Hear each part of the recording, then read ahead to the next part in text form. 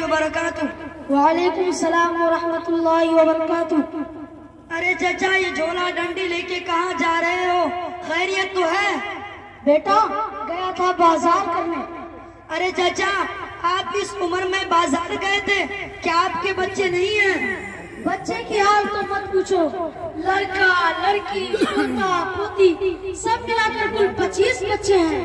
मगर एक कहावत है, 100 पूत राम की देखो नादान की, यही हमारा हाल है। तौबा तौबा, ये कैसे बच्चे हैं? चाचा, क्या आपने उन्हें तालीम नहीं दी? नहीं बेटा, हमने सोचा अगर वो हाफिज मौलवी बनेगा तो 2-3 हजार रुपए में किसी मस्जिद या मदरसा में नौकरी करेगा, 2-3 हजार रुपए में खुद क्या खाएगा और मुझे क्या खिलाएगा, इसलिए नहीं पढ़ाया। अरे चाचा, ये तो आपकी बहुत बड़ी गंदी सोच है। अगर ये अंग्रेजी पढ़ेगा तो खिलाएगा, अगर ये मौलवी बनेगा तो नहीं खिलाएगा। देखिए चाचा, एक मौलवी साहब आ रहे हैं, जरा उनसे मालूम करते हैं। अरे मौलवी साहब, चलो मौलवी साहब। अस्सलामु अलैकुम रहमतुल्लाहि व बरकातुहू। वालेकुम सलाम व रहमतुल्लाहि व बरकातुहू। मौलाना साहब, हम आपके मदरसे में पढ़ते हैं और ये चाचा क्या कर रहे हैं? मौलवी हाफिज सिर्फ 2-3 हजार रुपए कमा रहे हैं और ये हमें क्या खिलाएंगे और बीवी बच्चों को क्या खिलाएंगे? आप जरा इन्हें समझाइए। ला हौला वला कुव्वता इल्ला बिल्लाहिल अलीय्यिल अज़ीम।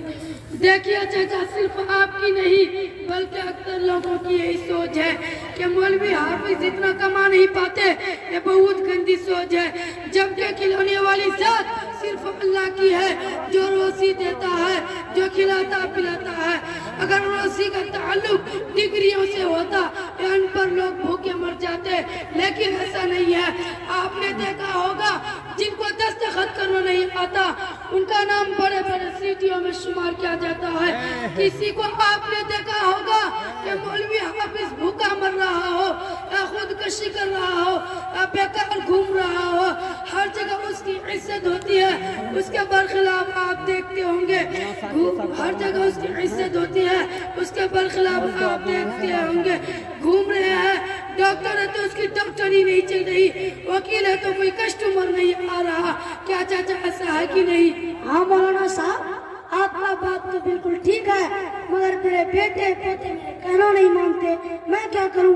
सुनिए चाचा, अगर आपने उन्हें तालीम दी होती तो ऐसा हरगिज नहीं करते। आपका कहना मानता, माँ बाप का खिदमत करता। यही मदरसों में पढ़ाया जाता है, माँ के कदमों के नीचे जन्नत है और बाप जन्नत का दरवाजा है। आई बात समझ में? हाँ बेटा, कुछ आया समझ में। क्या चाचा, दीन के बारे में तुम्हें कुछ मालूम है? हाँ, क्या तुम अकेला ही मुसलमान हो? तो बताइए, गुस्ल में कितने फर्ज हैं? गुस्ल में 10 फर्ज है। नंबर 1 पानी का होना, नंबर 2 मंजर ब्रश का होना, नंबर 3 तौलिया लुंगी का होना, नंबर 4 बाल्टी लोटा का होना, नंबर 5 कपड़ा उतार कर नहर पर जाना, नंबर 6 सतर छुपाने के लिए चड्डी का होना, नंबर 7 इस्तंजा करना, नंबर 8 बैतुल खला जाना, नंबर 9 वजू करके जुमा की नमाज पढ़ना, नंबर 10 सबसे अहम बात ठंडी में गर्म पानी से नहाना। अगर ये सब चीज ना पाई जाए तो गुस्ल नहीं होगा। अस्तगफिरुल्लाह अस्तगफिरुल्लाह।